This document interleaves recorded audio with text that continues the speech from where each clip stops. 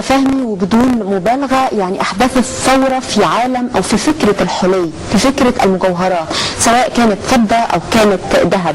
يعني عندما تكون سعاده هي الاسم للحلي او للعقد او للحلق اللي بتقتنيه اي سيده او اي انسه من الانسات اللي بتعجب بهذا، لما تكون كلمه وصال، محبه، موده، صفاء وتصفيه، لا نفترق يعني كلمات. بالاضافه الشعر العربي ما تنسيش الشعر العربي الحديث والقديم والحكم العربيه الرائعه والفلسفه اللي في الحكم. هل كانت مجرد فكره ام نبع من ثقافتك، حبك، شغفك بالشعر العربي؟ عايزه اقول لك ده كله راجع بردك للاسره، للقرايه. ان الاسره اللي بتقرا وابنائها بيقروا بتلاقي عندهم حاجه بيتعودوا انهم يقروا.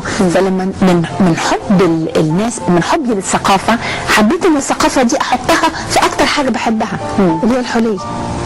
فعملت مزيج بين القرايات، بين الثقافه المقروءه وبين القطع اللي انا بعملها. وكنت اول من يكتب على الحلي وابيات من الشعر العربي الحديث والقديم، طوق اليمامه، واشعار ايضا لمحمود درويش، واشعار لإيليا ابو ماضي، اشعار لفدوى طوقان، اشعار رائعه وابيات مختاره بعنايه شديده. هل شعرتي ب يعني استقبال جيد منذ بدأتي في هذا الخط، ولا كان في يعني استغراب؟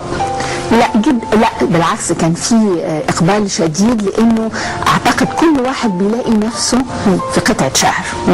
يعني بنبسط قوي لما الاقي واحده تتكلمني تقول لي تعرفي انا قمت الصبح النهارده يعني نص نص كده وحاسه ان انا واقعه، فالبس عقد في تفاؤل، في التفاؤل.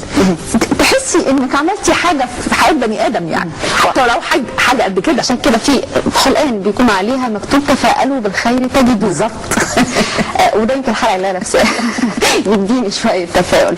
واحن الى امي وخبز امي وقهوه امي. طبعا غناء مارسيل خليفه، ولكن الاشعار والكلمات للرائع الراحل محمود درويش. مع الثوره في عالم التصميم عملت ثوره كمان في يعني الموضوع ما اصبحش حرفه، ما اصبحش صنعه. فكره التصميم، فكره الحلي اصبحت فن، وفن يقدر وتقدير من خلال المبالغ الهائله التي تقدر بها او الثمينه اللي بتقدر بيها مقتنياتك. يعني الموضوع ما بيكونش مرتبط بالمعدن او بالحجر، مرتبط بالتصميم. انا عايزه اقول لك اصل التصميم دي كلمه كبيره.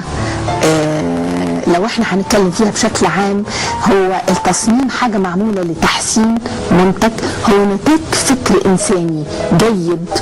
يعني تصوري مصممين المدن بيحسنوا حياه الناس اللي ساكنين في المدن ازاي، مصممين الشوارع، مصممين الترابيزات.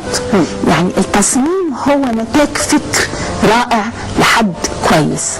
فكذلك التصميم ده بينعكس على الحلي. لما انت بتصممي حليه النسب بتاعتها مظبوطه والعلاقات مظبوطه، لانه اللوحه هي توازن بين خطوط وبين بقع وبين الوان. فكذلك الحليه يعني ممكن تطبيق النسب الرائعه للتمثال او للوحه على الحليه. فهو شيء مش سهل، شيء مش سهل بيكتسب وبيجوده الفنان والمصمم بمرور السنين وبالخبرات وبالتعلم. يعني بيستغرق تصميم خاتم مثلا قد ايه من عايزه افهمي؟ هل احيانا بيكون التصميم سهل لانها فكره اختمرت في دماغك، التصميم واضح قدام عينيكي وبالتالي بتنقليه فقط على الورقه، وتصميم اخر بيستغرق وقت يعدل ويغير؟ انا عايزه اقول لحضرتك انه حسب الفنان، حسب المود او حسب ساعات بتبقى الفكره نفسها جت بس لازم تقفشيها. عارفه زي بيت الشعر، زي الجمله الجميله، زي اللوحه. فونس ان انا قفشتها لازم اشتغل عليها عشان اطورها. بتاخد مني وقت قد ايه عشان اوزنها وعشان تطلع مظبوط. انا عايزه اقول لك انا عملت عقد لزاهي وهبه في عيد الام، اشعار من زاهي وهبه. خد مني بين ان هو يطلع من دماغي على انه يتظبط 6 اشهر. 6 اشهر تقريبا عمل يومي، واخد واخده بالك؟ بس في الاخر ما يعني قد كده ما فيهوش غلطه بين بيت الشعر، ازاي الكلمات مع السلاسل مع القطع ازاي قاعده مرتاحه على رقبه الست. ده كان بيقدمه لوالدته؟ لا، انا الاستاذه هي صديق، فحبيت ان انا استعين، كنت بدور على شعر العيد الام، فكنت في بيروت، فقلت له انا كتبت حاجه لعيد الام، فقال لي عندي قصيده. هو ليه علاقه خاصه جدا جدا جدا جدا بالراحله والدته، واللي ربما رحلت من سنتين فقط، ولكن طول الوقت كان ليه علاقه خاصه. هو طبعا الاعلامي اللبناني الكبير اللي بوجه له كل تحيه، وهو ايضا شاعر عربي مخضرم. فاشتغلتي على ابيات شعره.